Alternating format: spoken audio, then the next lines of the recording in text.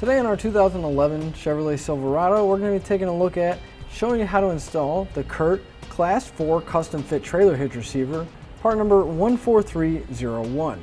Our cross tube is going to be slightly visible and it's going to sit just right below the bumper, but the nice thing is that the cross tube is going to blend in with that black plastic on our bumper itself. Now this is a Class 4 hitch, but it's going to give us that 2" by 2" receiver tube opening.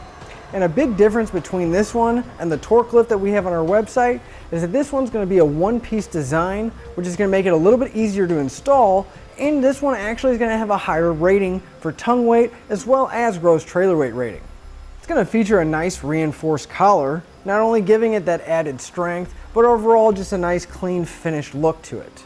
It's going to use a standard 5/8 pin and clip to secure any of your accessories. They're not included, but you can pick one up on our website using part number PC3, or if you find a locking device that you like, we carry a wide variety of those as well.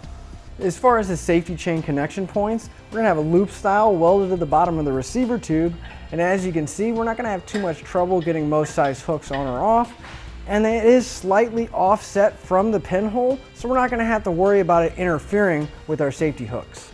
As far as weight is concerned, our hitch is going to feature a 1,000 pound tongue weight along with a 10,000 pound gross trailer weight rating. Now it is designed to work with weight distribution systems as well, and that's going to bump your tongue weight up to 1,200 pounds and the gross trailer weight rating up to 12,000 pounds. Now it's always important that you double check your owner's manual and make sure that your truck can handle that amount of weight and you never exceed the rating. I'd like to give you a few measurements that's going to help you decide on accessories for your new hitch, such as a ball mount, bike rack, or even a cargo carrier. From the center of the hitch pin hole to the outermost edge of the bumper, it's going to be just under 5 inches. From the ground to the inside top edge of the receiver tube opening, it's going to be right about 17 inches. Now in order to get our hitch installed, we're going to need a 3/4 inch socket, a 21mm socket, and a 22mm socket, and obviously a ratchet to drive the sockets. And we're also going to need a torque wrench so we can tighten everything down to specification. And now that we know all the tools that we need, and we see what it looks like when it's finished, let's go and show you how we get it installed. To begin our installation, you're going to want to remove your spare tire, just for a little bit of headroom and make it a little bit easier to work with. Now if we come to our frame, on each side we're going to have one bolt that we're going to have to remove.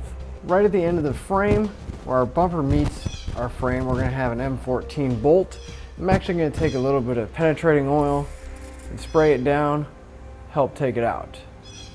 And we'll do that for the other side as well. We'll be using a 21mm socket to remove that M14 bolt. And we're going to want to remove the other one as well.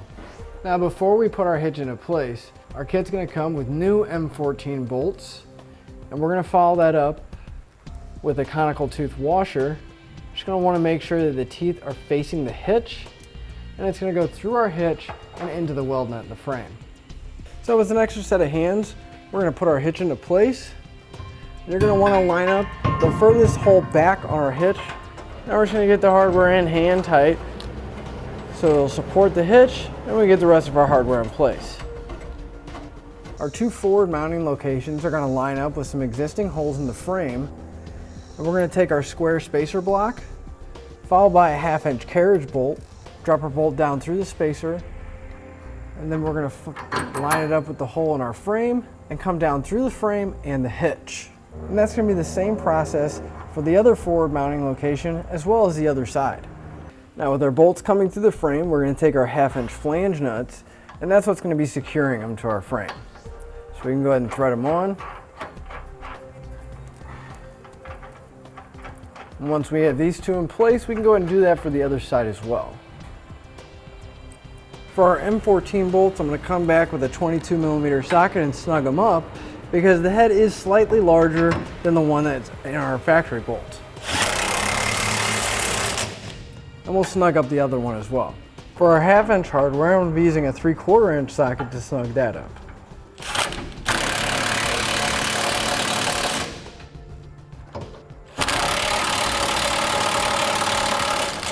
And we'll repeat that for any remaining hardware we have. I'm going to come back with a torque wrench. I'm going to torque all my hardware down to the specified amount in the instructions.